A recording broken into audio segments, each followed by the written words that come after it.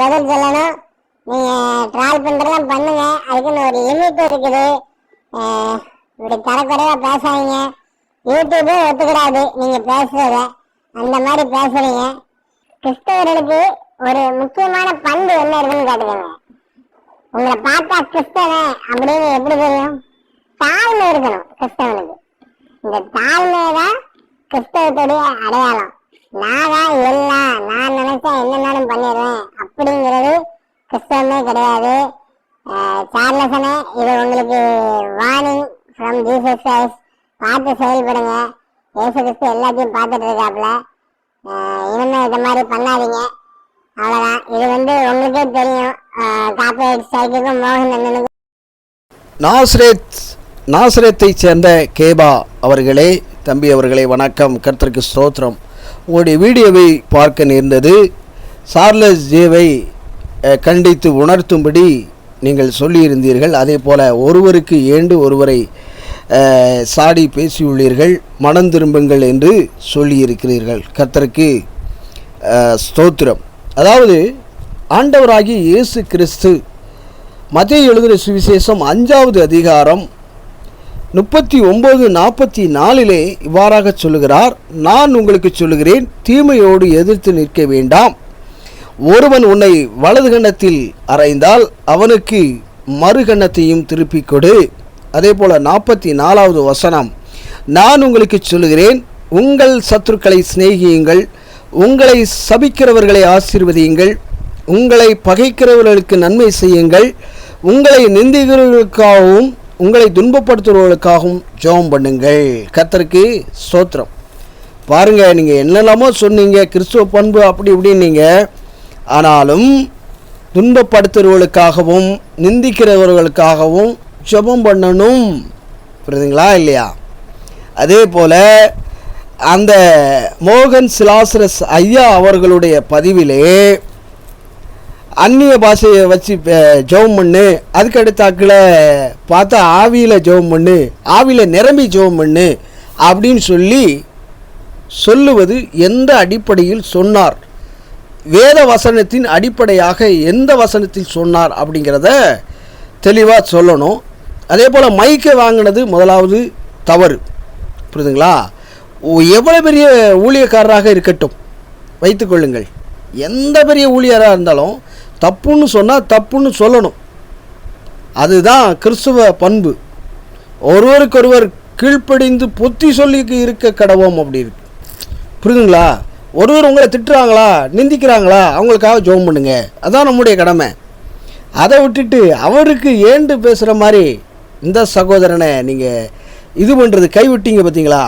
அப்படியே நேசிக்க கற்றுக்கொள்ள வேண்டும். அவருடைய சுபாவத்தின்படி அல்ல, ஆண்டவருடைய சாயலின் நிமித்தமாக. அவர் ஆண்டவருடைய சாயலாக இருக்கிறார். சரிங்களா? அப்போ அந்த மனுஷன் மனம் திரும்ப வேண்டும் அப்படின்னா நீங்கள் ஜெபம் பண்ணணும். வீணான வார்த்தைகளுக்கு கணக்கு கண்டிப்பாக கொடுக்கணும். கொடுக்க கூடாதுன்னு இல்லை, கண்டிப்பாக கொடுக்கணும். அவர் கொடுப்பார். ஆனால் அவர் மனம் திரும்பணும், நீங்களும் நானும் ஜெபம் பண்ணணும். புரியுதுங்களா? இப்போது சார்லஸ் எப்படின்னு கேட்டிங்கன்னா என்ன ரொம்ப பயங்கரமாக சொன்னார். அதாவது அடுக்கடுக்கான காரியம், யூகத்தின்படி நிறைய காரியங்களை என்ன சொன்னார். என்ன டேமேஜ் பண்ணதுக்காக, என்ன இது பண்ணதுக்காக நிறைய காரியங்களை சொன்னார். நீங்கள் கூட அந்த வீடியோவில் நீங்கள் பார்க்கலாம். நாசரேத்து ஊழியர் அப்படின்னு போட்டு என் ஃபோட்டோவையும் போட்டிருப்பார். அதை வேணால் உங்களுக்கு லிங்கை நான் தரேன். அப்படி பேசினார். பட் அவரை நான் ரொம்ப பயங்கரமாக ஏசிட்டேன் லை அப்படிங்கிற மாதிரிலாம் வச்சேன். அவர் பழைய பேசின பேச்சுக்கு அவர் முதல்ல என்னை சொன்னார், ஒரு வார்த்தையை சொன்னார். திரும்ப ரிட்டன் கொடுக்குற மாதிரி பல வருஷம் கழித்த பிறகு அவருக்கு ரிட்டன் கொடுத்துட்டேன். அந்த வார்த்தையே ரிட்டன் தந்துட்டேன். அப்படி காரியங்களூடாக நாங்கள் சண்டை போட்டுக்கிட்டு இருந்தோம். ஆனால் அவர்கிட்ட பேசின வகையில் அவர் சாந்தமாக பேசி, பிரதர் நான் அறியாமையினால் இது பண்ணிட்டேன், வச்சுட்டேன், உங்களை இப்போ புரியாமல் சண்டை போட்டோம் அப்படிங்கிற மாதிரி ஒப்புரவாயிட்டோம். புரியுதுங்களா? என் அநேக காரியங்கள் நீங்கள் அந்த வீடியோவை பார்த்தீங்கன்னா என்னெல்லாமோ சொல்லியிருப்பார், என்னெல்லாமோ பண்ணியிருப்பார். ஆனாலும் அப்படியே நேசிக்க கற்றுக் கொடுத்தார். அதாவது கிறிஸ்துவின் சிந்தை நமக்குள்ளே அப்படி இருக்கணும். துன்மார்க்கனும் கூட ஆண்டவர் நேசித்தார். புரியுதுங்களா? ஆமாம், அப்படித்தான் நம்மளுடைய பண்பு இருக்க வேண்டும். ஆண்டவர் சொல்லாது, உங்களுடைய சத்துருவுகளுக்காக ஜெபம் பண்ணுங்க, உங்களை நிந்திக்கிறவர்களுக்காக ஜெபம் பண்ணுங்கள், அவங்களுக்காக ப்ரேயர் தான் பண்ணணும். அதுதான் உண்மை. மனம் திரும்புறீங்க அப்படின்னு சொன்னால் நீங்கள் எந்த வகையில் யோக்கியம் அப்படின்னு நம்ம கேட்கக்கூடும். யார் நல்லவன் அவரை கெட்டவன் சொல்கிறதுக்கு? புரியுதுங்களா? ஆமாம், வேத வசனத்தில் கிளி சோசியம் மாதிரி வாக்குத்தத்தங்களெல்லாம் போட்டு இது பண்ணிட்டாரு. அப்போ அதெல்லாம் எடுத்து வச்சா சேனலை பிளாக் பண்ணும்போது அவருடைய மாம்சம் வெளிப்பட்டது. புரியுதுங்களா? ஆண்டவராகிய இயேசு கிறிஸ்துவை அணிந்து கொண்டிருக்கிற நமக்கு போராட்டங்கள் உண்டு. மாம்சத்தைப்படியோ இரத்தத்தின்படியோ நீங்கள் சிந்திக்காமல் ஆவியின் பிரகாரமாக நாம் சிந்திக்க வேண்டும். நமக்கு விரோதமாக புறப்பட்டு வருகிற அந்தகார கிரியைகளுக்கும் எல்லா லோகாதிபதிகளுடைய போராட்டங்கள் உண்டு. போராடுறது அவருக்கு விரோதமாய் செயல்படுகிற கிரியை. அவருக்காக ஜெபம் பண்ணணும். ஆண்டவர் சொன்னாரே, புரியுதுங்களா? இவர்கள் செய்கிறது இன்னதென்று அறியாது இருக்கிறார்களே, இவர்களை மன்னியும் அப்படின்னு சொல்லி ஜெபம் பண்ணார்ல, அதை தான் நம்ம பண்ணணும். நம்மளை அடித்து துன்படுத்தினாலும், நம்மளை சிலுவையில் அறையப்பட்டு நம்மளை இது பண்ணி கொண்டு போய் காவலில் கொண்டு வச்சாலும் அறியாமல் இருக்கிறார்களே அப்படிங்கிற வார்த்தை தான் இருக்கணும். மனம் திரும்பின்னு சொல்லிடக்கூடாது. ஆண்டவர் அவங்கள மனம் மாற்றுவார். புரியுதுங்களா? எண்ணற்ற காரியங்களில் சார்லஸ் என்னை குறித்து பேசும்போது நான் அவருடைய சுபாவத்தின்படி அன்பு செலுத்தலை, மாறாக கிறிஸ்துவனுடைய சாயலாக இருக்கார், என் சகோதரன், அவர் நல்லா இருக்கட்டும் அப்படிங்கிற அந்த காரியத்தில் தான் இது பண்ணுறேன். இன்றைக்கி கூட நான் அவருக்காக பேசுகிறதுக்கு காரணம் என்னென்னா, ஆண்டவருடைய முகச்சாயலாக இருக்கிறார். அவர் பல தரப்பட்ட கோணங்களில் அவர் எண்ணங்களில் இருக்கலாம், பட் இயேசுவின் சாயலாக அவரை பார்க்குறேன். அதனால் அவருக்காக நான் பரிந்து பேசுகிறேன். ஏன்னா எந்த மனுஷனையும் மாற்ற முடியும்.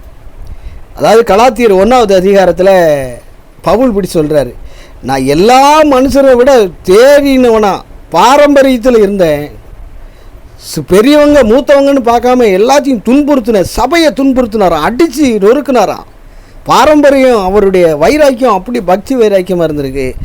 பட் ஆண்டவர் ஒரு நாள் தெரிந்து கொள்கிறாரு, அப்படியே மாறி மனம் திரும்பி போகிறார். பவுல் ஹைலைட்டட் பண்ணப்படுறார். சபையை துன்புறுத்தோன்னே சபை வாயிலாக பேச விடுறாரு. புரியுதுங்களா? சபையை சீர்படுத்திவேன், குலைச்சவன், அடி நொறுக்குனா வச்சா சபையை நொறுக்குனா, கிறிஸ்துவின் சபை எங்கெல்லாம் நடக்க அங்கெல்லாம் அடித்து நொறுக்கினவனையே இயேசுவை பற்றி பிரசங்கிக்கும்படி ஆண்டவர் நிலை நிறுத்தினார். அப்படிப்பட்ட காரியம்தான் யாரையும் மாற்ற முடியும். இருக்குதுங்களா? சாது சுந்தர் சிங்னு சொல்லி ஒரு மிஷினரி, ஒரு பெரிய ஊழியக்காரரு, பைபிளெல்லாம் கிழிச்சு போட்டு அந்த மாதிரிலாம் பண்ணாராம், ஆக்ரோஷமாக பண்ணாராம். கடைசியில் ஆண்டவருடைய புத்தகத்தை எடுத்துகிட்டு போனாராம், கையிலேயே வச்சுக்கிட்டு அப்படியே மலை பிரசங்கம் பண்ணாராம். பாருங்கள், எந்த மனுஷனையும் மாற்ற முடியும். அதான் நம்மளுடைய ஆண்டவருடைய ஹைலைட்டடு அதுதான் பிரதர். நம்ம கிறிஸ்துவாக இருக்கோம், நம்ம கிறிஸ்துவனுடைய சிந்தை நமக்குள்ளே இருக்கணும்.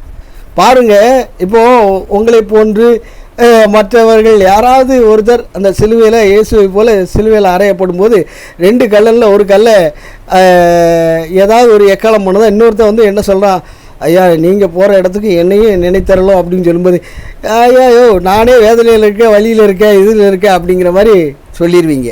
ஆனால் ஆண்டவர் அப்படி இல்லை. என்ன சொன்னார் அப்படின்னு பார்த்தீங்கன்னா, சிலுவையில் அறையப்பட்டும் அவர் வேதனையில் ரத்தம் போய்கிட்டு இருக்கு, எல்லாம் போயிட்டுருக்கு, இருந்தாலும் அந்த வெளியே பொறுத்துக்கிட்டு அவன்கிட்ட பேசிகிட்டு இருக்காரு, என்னோடு பரதேசியில் வருவாய், பரதேசியில் இருப்பாய் அப்படிங்கிறாரு. பாருங்கள், அந்த பண்பை பாருங்கள். அங்கே சிலுவையில் அறையப்படும் போது அவர் ரத்தம் முள்முடி கொடுக்கப்பட்டிருக்கிறது, காலில் ஆணி குச்சிருக்கிறாங்க, வலி வேதனை ரத்தம் போய்கிட்டு இருக்கு. அப்படியே இருக்கும்போதே அவர் சொல்கிறார், பிதாவே இவர்கள் செய்கிறது இன்னதென்று அறியாது இருக்கிறார்கள், இவர்களை மன்னியும் அப்படின்னார். அந்த மாதிரி தான் பண்பு நம்மக்கிட்ட இருக்கணும்.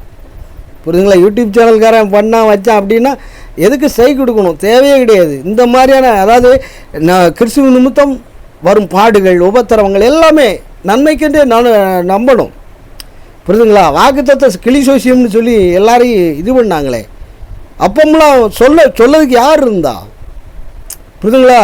பணங்காசு சம்பாதிக்க தேவனுடைய ஊழியத்தை பண வியாபாரமாக செய்த ஊழியர்களெல்லாம் இப்போ காணாமல் போயிட்டாங்க.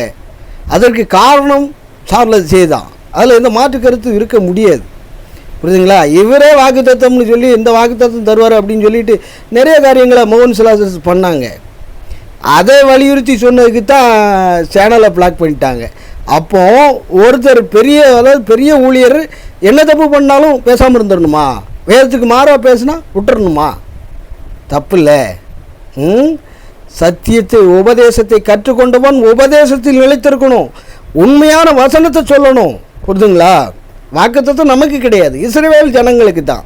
அப்போ ஏன் அந்த வாக்குத்தத்தத்தை சொல்லி கிளி சொல்லி வேலையை பார்க்கணும்? செய்யக்கூடாதுல்ல. அதை சொன்னதுக்கு தானே நீங்கள் சேனலை பிளாக் பண்ணுறீங்க.